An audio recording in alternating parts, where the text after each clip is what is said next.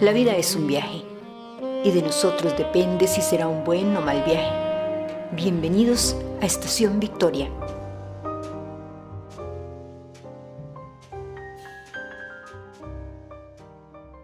Bienvenidos al podcast de Estación Victoria. Les habla Ileana Chacón. Cuando hacía mi programa por Radio Monumental de Costa Rica hace bastantes años, tuve la ocasión de presentar a un experto en budismo tibetano, un mexicano llamado Marco Antonio Karam. El capítulo de hoy es precisamente para pasar un programa con Marco Antonio de esa época, quien nos habla del sufrimiento, lo que causa y cómo acabar con él. Empezamos. Para eso tenemos hoy a nuestro invitado, el que les he venido anunciando, es el máster Marco Antonio Karam. Él es presidente y fundador de la Casa del Tíbet en México, primera representación cultural oficial del pueblo tibetano para Latinoamérica. Es profesor investigador del Colegio de México, miembro del Consejo Editorial de la Revista Latinoamericana de Estudios Budistas, maestro invitado de numerosas universidades nacionales e internacionales, conferencista internacional, licenciado en Filosofía por la Universidad de La Salle, licenciado en Estudios Budistas en el Instituto Naropa, en Colorado, Estados Unidos, licenciado en Psicología Budista y Occidental, también de ese mismo instituto, máster en Estudios Tibetanos de la Universidad Tribhuvan, en Katmandú, Nepal. Marco Antonio, bienvenido al programa Al Final del Día. Al contrario, gracias por invitarme, es un placer estar aquí. Hace como 2500 años el Buda empezó a dar sus enseñanzas. Él habló de que existe la realidad del sufrimiento, de que existe la causa del sufrimiento, que hay que tratar de conocer la causa del sufrimiento y que hay que eliminar el sufrimiento. Así es. ¿Cómo poner en práctica en la vida cotidiana a con todas estas personas que sufren, que tienen penas, cómo poner en práctica todas estas cosas lindas del budismo sobre el amor y la compasión, sobre la eliminación del sufrimiento en la vida diaria de personas que no conocen de budismo, que no tienen la más mínima idea? ¿Cómo no? Yo creo que uno de los grandes descubrimientos de Siddhartha Gautama, del Buda histórico, fue precisamente el darse cuenta que los problemas que todos nosotros tenemos en nuestra vida son esencialmente producto de un punto de vista equivocado a través del cual nosotros nos relacionamos con el mundo. Y el descubrimiento precisamente de que es a través del cambio de este punto de vista que podemos transformar nuestra vida. El Buda tuvo 4 grandes intuiciones acerca de la naturaleza de la realidad que lo convirtieron en una persona despierta, esto es precisamente en un Buda. Se dio cuenta que todos los seres sintientes, no meramente el ser humano o exclusivamente el ser humano, tenemos problemas, que los problemas que experimentamos desgraciadamente tienden a ser cotidianos. Esto quiere decir que se repiten, se reiteran constantemente en nuestra vida, que tienden a ser tremendamente repetitivos, no suelen ser nuevos ni originales, sino más bien son los mismos conflictos que experimentamos vez tras vez tras vez, y que tristemente para la mayoría de nosotros los problemas que experimentamos tienden a ser incontrolables, no tenemos mucho dominio sobre ellos, ellos nos dominan a nosotros. Sin embargo, también todos los seres vivos compartimos algo en común, como comentabas en la apertura del programa. Todos deseamos ser felices y todos deseamos dejar de sufrir. Y no solamente deseamos ser felices de forma temporal, sino todos deseamos ser felices de forma definitiva. Queremos dejar de sufrir para siempre. Y sin embargo, en pos de la felicidad, a menudo cometemos uno de los errores más básicos que podemos cometer y ni cuenta nos damos de ello. Y es que buscamos la felicidad y la tranquilidad duradera en cosas, personas y circunstancias que no existen de forma duradera. Por lo que estamos pidiendo que algo nos dé lo que no puede darnos, que nos dé lo que no tiene. Evidentemente esto tarde o temprano nos va a generar insatisfacción y decepción. Y vamos a comenzar un nuevo ciclo de dolor o de sufrimiento, de nuevo de forma constante, incontrolable y repetitiva. Entonces el Buda, muy interesado en tratar de ayudarnos a trascender nuestros problemas y simultáneamente dándose cuenta que es algo que no podía quitarnos del todo, puesto que si alguien tuviese el poder de liberarnos de nuestro sufrimiento, hace mucho tiempo que lo hubiese hecho, ¿no? Se dio cuenta que efectivamente nosotros tenemos que trabajar con nuestros conflictos de forma personal. y que el punto de partida en el proceso de la transformación, del desarrollo personal, pues empieza con el que nosotros tratemos de hacer una exploración profunda y honesta y sincera acerca de por qué es que nosotros sufrimos, qué es el sufrimiento en la vida. Es así que el Buda empieza su camino de transformación con la primera intuición acerca de la vida, que es: existe en nuestra vida, existe en la existencia del hombre el sufrimiento. Pero ¿cómo es que el sufrimiento se estructura? ¿Qué es el sufrimiento?, decía el Buda, ¿no? Bueno, el sufrimiento para el Buda son todas aquellas condiciones de vida que nos producen problemas, insatisfacción y dolor. Se dio cuenta que la experiencia del nacer es una experiencia que produce sufrimiento.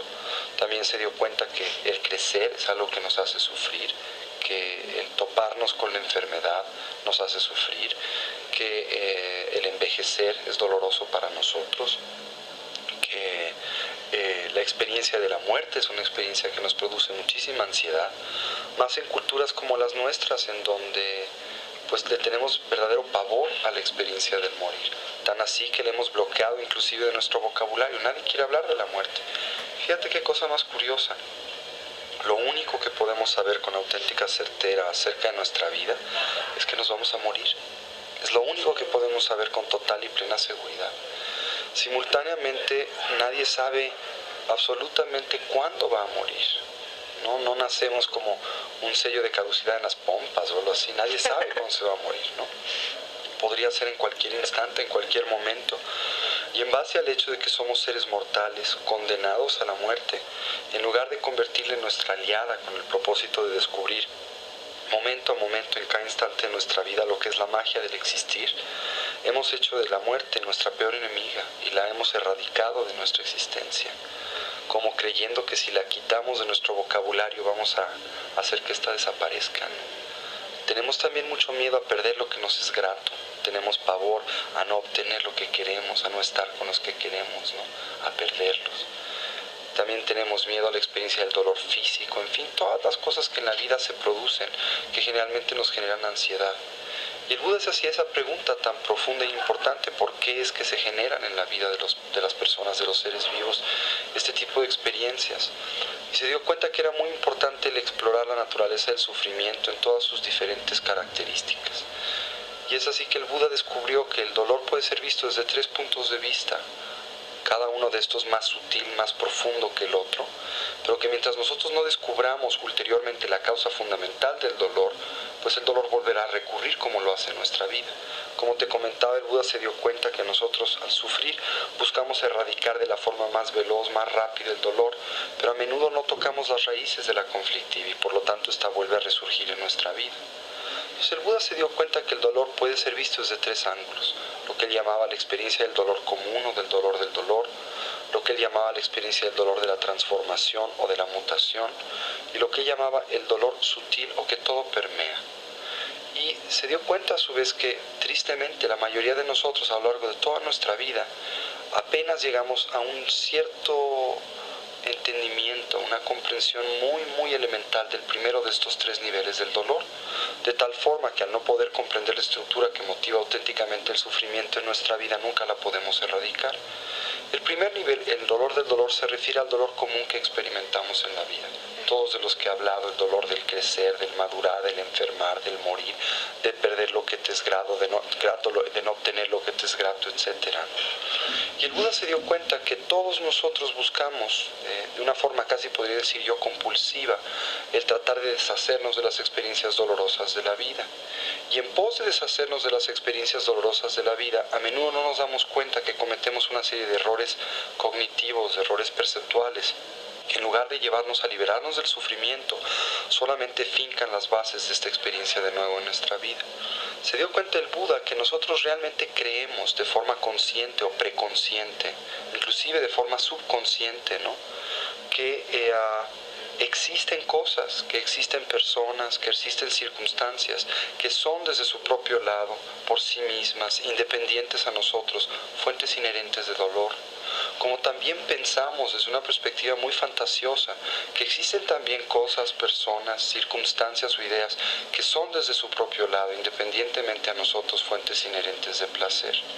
Y que gran parte de la mecánica que nosotros buscamos en la vida con el objetivo de ser felices, pues tristemente oscila meramente en el tratar de encontrar aquello que creemos es fuente de dolor y tratar de asegurarlo en nuestra vida, perpetuarlo, y tratar de deshacernos de aquello que creemos es una fuente inherente de sufrimiento, ¿no? Y no nos damos cuenta que el universo, que el mundo no existe de esta forma. Y al no darnos cuenta de esto, perpetuamos estos errores cognitivos hasta el punto en donde literalmente pues, nos fracturan psicológicamente. Entonces, nos podríamos poner a pensar y hacernos esa pregunta. ¿Realmente existen cosas, por ejemplo, que sean desde su propio lado fuentes de placer, que realmente valga la pena buscar desesperadamente? Bueno, si realmente existieran tales cosas, desde su propio lado, inherentemente serían fuentes de placer, y al serlo, a mayor cantidad de estos elementos, de estas cosas o de estas personas, experimentaríamos mayor cantidad de placer. También podríamos concluir que independientemente de quién tuviera contacto con estas cosas o personas, pues tendría que tener la misma experiencia de placer que nosotros. Esto es evidentemente falso. Por agradable que sea una cosa, pongamos un refresco, ¿no? Una Coca-Cola, ¿no? Es agradable la primera, la segunda ya no lo es tanto, y para la tercera, en lugar de ser rica, se ha convertido en una fuente de dolor porque tenemos dolor de estómago.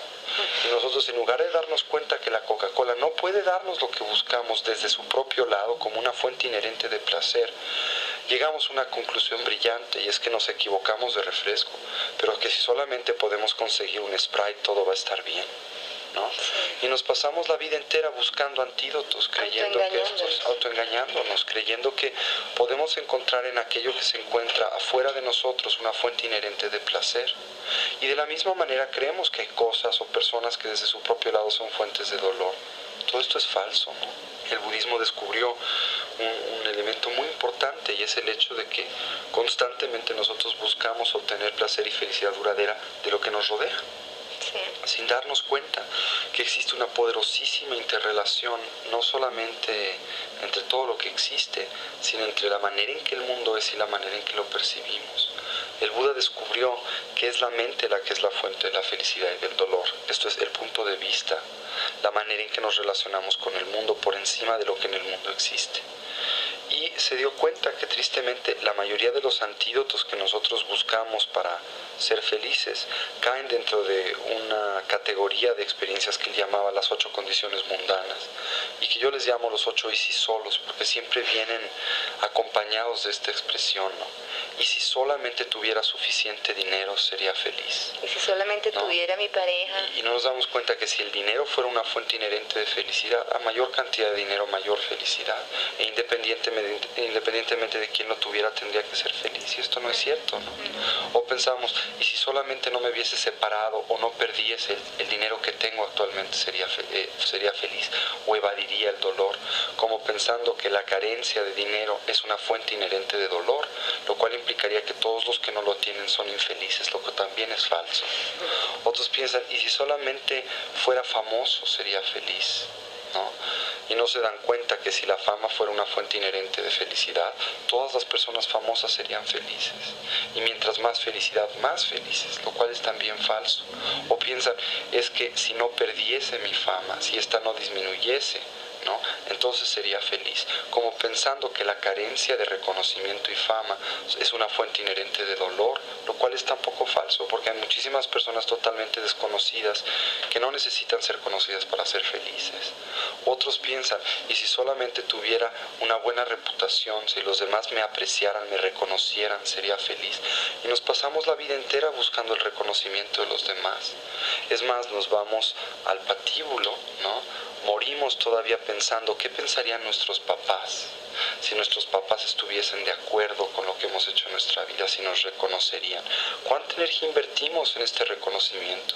Además, sin darnos cuenta que ulteriormente nunca podremos unificar criterios, porque nunca los demás estarán del todo de acuerdo de lo que nosotros hagamos. Siempre habrá alguien que no reconozca nuestra labor, por buena que ésta sea.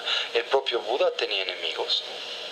Entonces, el propio Jesús, ¿no? Lo crucificaron ulteriormente. Entonces, bueno, ya más positivo que eso no se puede, y de todas maneras no pudo unificar criterios, ¿no?